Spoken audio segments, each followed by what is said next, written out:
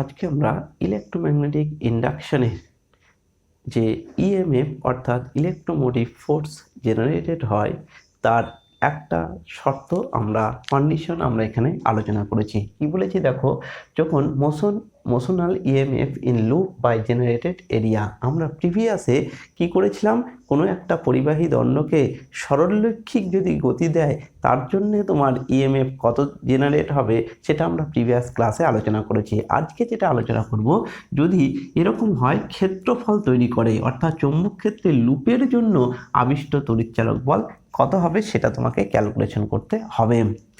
এখানে দেখো দুটো কন্ডিশন, একটা হচ্ছে কি পরিবাহীকে তুমি অনুভূমিকভাবে, অর্থাৎ এই হচ্ছে কি পরিবাহী, এই পরিবাহীর সঙ্গে ধরো নিচের দিকে কি আছে, ম্যাগনেটিক ফিল্ড আছে, তাহলে পরিবাহীকে এরকম অনুভূমিকভাবে নিয়ে যাচ্ছ, তাহলে এটাকে বলা হয় কি অনুভূমিক বরাবর গতিশীল। আর একটা হতে পারে তুমি হচ্ছে কি উলম্ব বরাবর, পৃথিবী অর্থাৎ পৃথিবীর জি এর উপর নিচে করছো, অর্থাৎ নিচে থেকে উপরে নিয়ে আসছো বা উপর থেকে নিচে নিয়ে যাচ্ছ। আমরা এখানে দেখাচ্ছি উপর থেকে নিচে নিয়ে আসছে, অর্থাৎ ভার্টিক্যাল বরাবর তোমার হচ্ছে কি গতিশীল। তার মানে আমরা দেখলাম যে কি লুপ জেনারেটের ক্ষেত্রে আমরা দুটো কন্ডিশন আমরা আলোচনা করব এই ইএমএফ তৈরির ক্ষেত্রে। একটা হচ্ছে কি তোমার অনুভূমিক বরাবর একটা পরিবাহীকে গতিশীল, আর একটা হচ্ছে কি উলম্ব বরাবর পরিবাহীকে গতিশীল। ঠিক আছে, এখানে দেখো এইখানে যেটা আলোচনা করেছি যে কি এই হচ্ছে কি ম্যাগনেটিক ফিল্ড তোমাদের দেখুন পেজ হিসাবে করবে, পেজের তোমার হচ্ছে কি ভেতরের দিকে, আমার এখানে ক্ষেত্রে পেজের ভিতরের দিকে আমি রিয়েলি ক্ষেত্রে কি হবে, রিয়েলি হচ্ছে কি এরকম উপর থেকে নিচের দিকে হচ্ছে কি তোমার হচ্ছে কি ম্যাগনেটিক ফিল্ড আছে। এবার তুমি একটা পরিবাহীকে তুমি কি করছো, এরকম ভাবে নিয়ে যাচ্ছ। এই কন্ডিশনটা ভালো করে বুঝতে পারলে, এই ধরো হচ্ছে কি তোমার নিচের দিকে ম্যাগনেটিক ফিল্ড, আর এই হচ্ছে কি পরিবাহীটা লম্বভাবে নিয়ে যাচ্ছ। হ্যাঁ, এখানে দেখো এই একটা রোধ আর এইটা হচ্ছে পারাতল। ঠিক আছে, একে ভি বেগে তুমি কি করছো, নিয়ে যাচ্ছ। তাহলে ভি বেগে টি সময়ে কতটা হচ্ছে কি দূরত্ব যাবে, অর্থাৎ এই থেকে পি ড্যাশ, অর্থাৎ যদি ভি হচ্ছে কি কার বা বেগ হয়, পরিবাহীর বেগ হয়, পরিবাহীর যদি বেগ হয়। ঠিক আছে, তাহলে টি সময়ে পরিবাহী কত যাবে দেখো, পরিবাহী পথ যায় সমান সমান কত, V into T, V into দেখো টি। তাহলে এখানে দেখো টি ইকুয়াল জিরোতে ছিল, টি ইকুয়ালস টু টিতে এখানে আসলো, তার মানে এই যে পথটা, এই পথটা তোমার কত হলো, ভিটি হলো। তাহলে ভিটি সমান আমরা লিখতে পারি পি ড্যাশ অথবা হচ্ছে কি কিউ ড্যাশ, এই পথটা হচ্ছে কি ভিটি। আর এখানে আমরা ধরছি এলটা হচ্ছে কি, এল হচ্ছে ধরো এটা হচ্ছে কি, এল হচ্ছে কি এই পরিবাহীর দৈর্ঘ্য, এল সমান হচ্ছে কি পরিবাহীর দৈর্ঘ্য। ঠিক আছে, তাহলে এখানে দেখো একটা টি সময়ে একটা ক্ষেত্রফল জেনারেট করছে, এই ক্ষেত্রফলের জায়গাটা কোনটা, তার মানে তোমার হচ্ছে কি টি সময়ে তোমার হচ্ছে কি করছে, পি ড্যাশ কিউ ক্ষেত্রফল তৈরি করে। ঠিক আছে, সেই ক্ষেত্রফলটা কত হচ্ছে দেখো, আমরা এখানে দেখো দৈর্ঘ্য কত পেয়ে গেলাম ভিটি, আর প্রস্থ দেখো কত তোমার হচ্ছে কি এল, তাহলে ক্ষেত্রফল হচ্ছে কি কত, ভিটি এল। ভালো করে বুঝতে পারলে, তাহলে এই যে তোমার ক্ষেত্রফলটা আমরা পেলাম, এই ক্ষেত্রফলটা টোটাল কত হলো, ভিটি এল। তাহলে এটা আমরা পেয়ে গেলাম ক্ষেত্রফল। ঠিক আছে, আমার উদ্দেশ্য হচ্ছে কি ফ্লাক্স বার করা, ফ্লাক্স। তাহলে এটাই তোমাকে আমরা কি করছি, এ বলছি, ক্ষেত্রফল বলছি। এবার চৌম্বক প্রবাহ বা হচ্ছে কি ম্যাগনেটিক ফ্লাক্স কত হয়ে গেল, আমার ম্যাগনেটিক ফ্লাক্স তোমার দাঁড়ালো হচ্ছে কি, ম্যাগনেটিক ফ্লাক্সের ফর্মুলা হচ্ছে কি বি ইন্টু এ, এ মানে ক্ষেত্রফল, বি মানে চৌম্বক ক্ষেত্রফল দেখো বার করে ফেলেছি, তাহলে বি ভি এল টি, এই হচ্ছে কি তোমার চৌম্বক ফ্লাক্সকে আমরা কি দিয়ে প্রকাশ করি, ফাই দিয়ে প্রকাশ করি। এবার আমরা তাহলে আবিষ্ট তড়িৎ চালক বল কত হয়ে যাবে, আবিষ্ট তড়িৎ চালক বল বা ইএমএফ আমরা বলি ইএমএফ, সেটাকে আমরা ই দিয়ে ধরি, ই সমান সমান আমরা ম্যাগনিটিউড যদি ধরি তাহলে কত হবে ডি ফাই বাই হচ্ছে কি ডিটি। তাহলে ডি ফাই বাই ডিটি করলে দেখো এখানে ভি বসলো, বি বসলো, ভি বসলো, এল বসলো, এই ডিটি বাই টি মানে এক হয়ে গেল। তার মানে আমার তড়িৎচালক বল হয়ে গেল কত ভি বি এল। ঠিক আছে, তা আবিষ্ট তড়িৎচালক বল। আবিষ্ট তড়িৎ প্রবাহ কত হবে? আবিষ্ট তড়িৎ প্রবাহ যেটাকে আমরা আই দিয়ে প্রকাশ করছি, আই সমান কত হয় ই বাই কত হয় আর হয়, তাহলে ভি বি এল বাই আর হয়ে যাবে 2 নম্বর। ঠিক আছে, আবিষ্ট তড়িৎচালক বলের পরে আমরা হচ্ছে কি এই যে পরিবাহীটা একটা কি পাবে চৌম্বক বল পাবে। কেন বল পাবে? তার কারণ হচ্ছে কি এই পরিবাহীটা যখন গতিশীল হচ্ছে এটা কি তৈরি হবে কারেন্ট জেনারেট হবে। ঠিক আছে, কারেন্ট জেনারেট হবে। কি করে কারেন্ট জেনারেট হবে?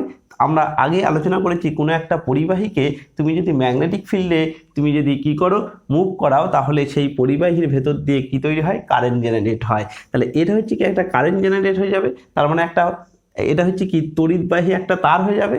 এখন আমরা জানি তড়িৎবাহী তারকে যদি তুমি ম্যাগনেটিক ফিল্ডে নিয়ে যাও সে কি বল কি করে বল অনুভব করে। কত বল অনুভব করে? BIL। তার মানে এই একটা চৌম্বক বল অনুভব করব। তার মানে হচ্ছে কি পরিবাহীটি কি করবে চৌম্বক বল পাবে, অর্থাৎ চৌম্বক বল কত পাবে? চৌম্বক বল পাবে হচ্ছে কি FM দিয়ে আমরা ডিনোট করি, FF সমান কত হবে বিল হবে। ফর্মুলা আমরা আগে জেনেছি বিল, বি মানে আই মানে কারেন্ট, বি মানে চৌম্বক ক্ষেত্র, এল হচ্ছে কি পরিবাহীর দৈর্ঘ্য। তাহলে এখানে বসিয়ে দাও, বি বসলো, আই দেখো এই দেখো প্রমাণ করেছে আগে ভি বি এল বাই হচ্ছে কি আর ইন্টু এল থাকলো। তাহলে এখানে থেকে তোমার হয়ে যাবে দেখো কত B square V L square by হচ্ছে কি আর, এটা হচ্ছে কি 3 নম্বর। তাহলে আমরা কি পেয়ে গেলাম? আমরা পরিবাহীর ভেতরে যে চৌম্বক বল তৈরি হলো সেই চৌম্বক বল আমরা পেয়ে গেলাম। এরপরে যেটা হচ্ছে কি তার মানে এখানে এই পরিবাহীর ভেতর দিয়ে কি হচ্ছে কারেন্ট জেনারেট হচ্ছে। তাহলে কারেন্ট জেনারেট হলে এর তো রোধ আছে আর, তাই না? তার মানে এর হচ্ছে কি তাপ শক্তি হিসাবে এর কিছুটা শক্তি ক্ষয়প্রাপ্ত হবে। তার মানে হচ্ছে কি আমরা তাকে বলবো হচ্ছে কি কত শক্তি ক্ষয়প্রাপ্ত হবে? তড়িৎ শক্তির অপচয় কত হবে? যে তড়িৎ শক্তিটা তৈরি হলো তাহলে তড়িৎ শক্তির শক্তির অপচয় কত হবে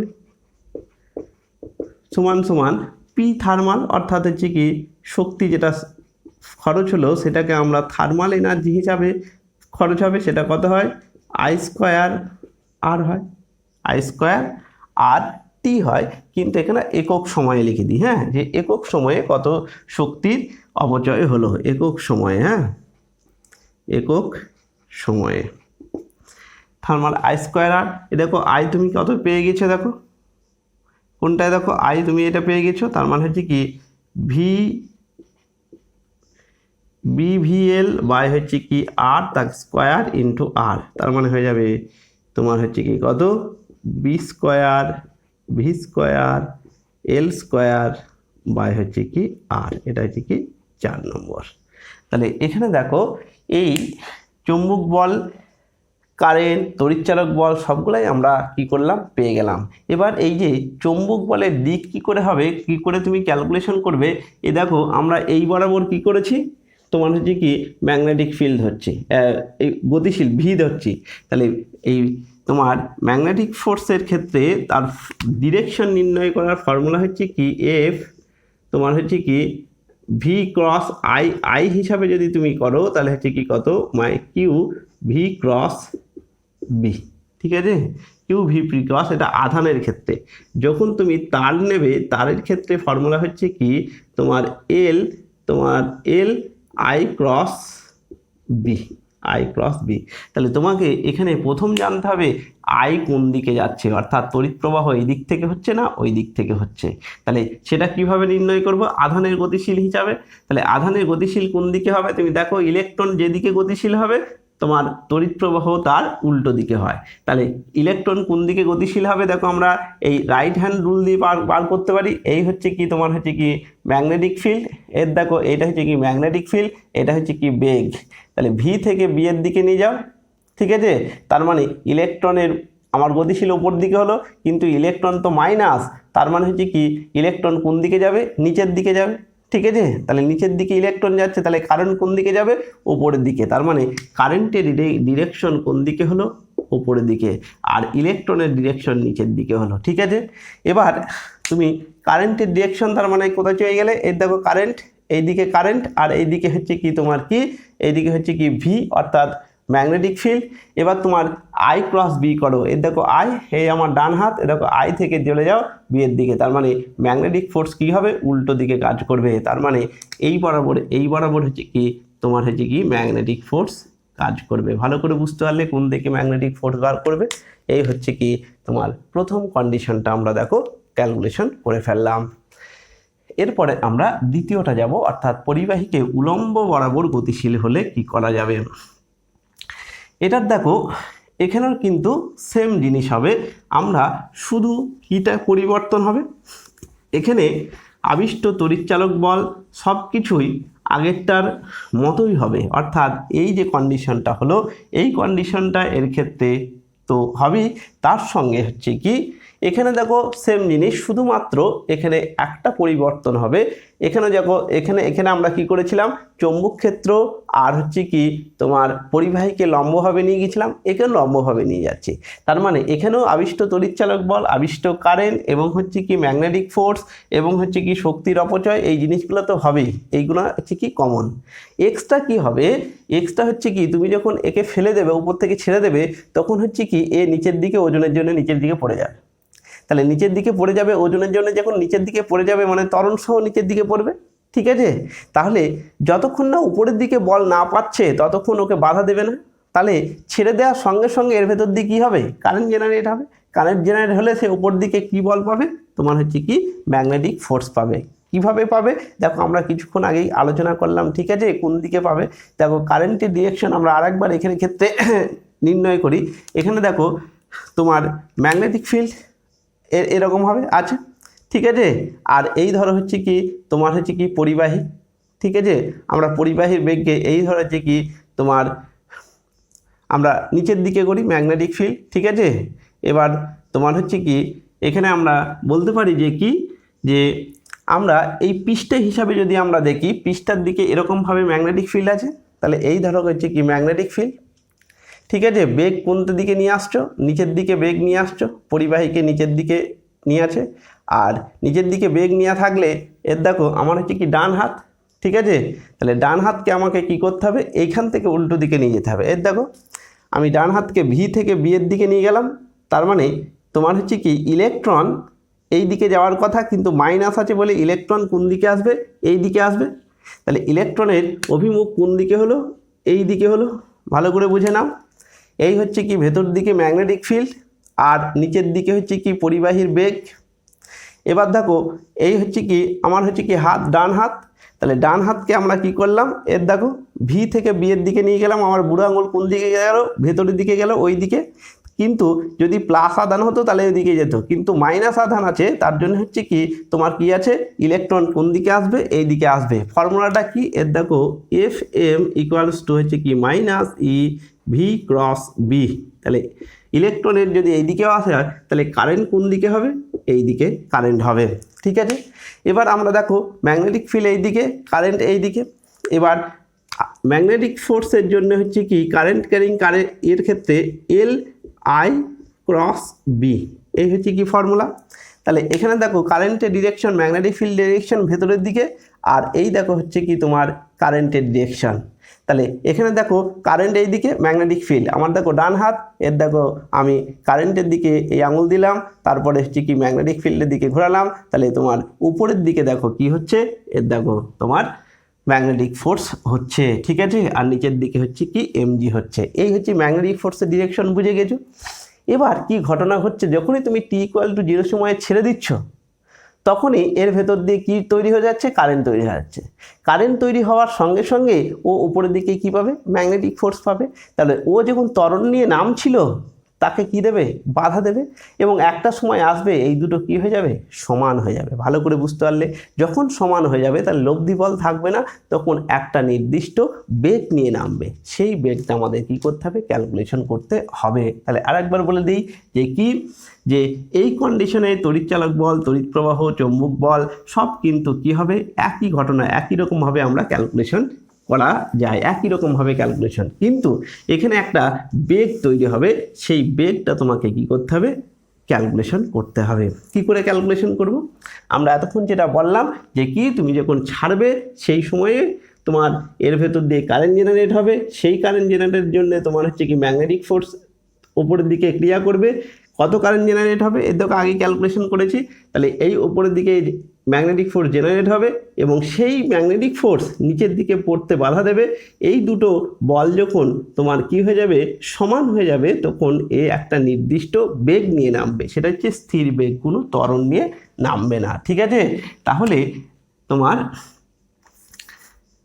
কখন হবে, এফ অফ এম সমান সমান কি হতে হবে, এম জি হতে হবে। ঠিক আছে, এফ সমান কত হয়, বিল হয়, বি আই এল সমান সমান কত হবে, এম জি হতে হবে। এর দেখো বি আমরা জানি, এ দেখো আই সমান দেখো ক্যালকুলেশন করেছি ভি, হ্যাঁ বি ভি এল, এই বেগটাকে আমরা তোমার টি ধরি, ঠিক আছে, ভি টি ধরি, আর এখানে আছে কি আছে, একটা এল ইকুয়ালস টু কত, এম জি। তাহলে এখানে কত দাঁড়ালো দেখো, V square B square VT L square by R equals to কত, এম জি। তাহলে এখান থেকে আমরা দেখো পাবো ভিটি সমান সমান পেয়ে যাবো কত, M G R divided by B square L square. ঠিক আছে, তার মানে এই যে স্থির বেগ দিয়ে যেটা নামবে সেটা কত হয়ে গেল, বি এম জি আর বি স্কোয়ার এল স্কোয়ার। ঠিক আছে, আর বাকি যে জিনিসটা আগের যেটা করছিলাম সে একই জিনিস হবে। এই ফোর্সের দিকগুলো তুমি বুঝতে পেরেছো, যদি তুমি ফোর্সের দিকগুলো বুঝতে পারো তোমাদের হচ্ছে কি প্রবলেম করতে কোনো অসুবিধা হবে না। কি বললাম বুঝতে পেরেছো, সবসময় ক্রস প্রোডাক্ট দিয়ে তোমাকে কি করতে হবে, এই বেগ নির্ণয় করা, অর্থাৎ দিক, ফোর্সের দিক নির্ণয় তোমাকে ভাবতে হবে। ঠিক আছে, তোমরা ক্লাস নোটের জন্যে তোমরা কোথায় চলে যাও, ক্লাস নোট যদি পেতে চাও সেখানে হচ্ছে কি পীর একাডেমি ফর ফিজিক্স .blogspot.com বলে একটা তোমার ব্লগ স্পট আছে, সেই ব্লগ স্পটে তোমরা কি করতে পারো, নোট এবং কোশ্চিন আনসার ওখানে কি থাকবে, একদম নোট আকারে থাকে, সেখানে তুমি দেখতে পারো।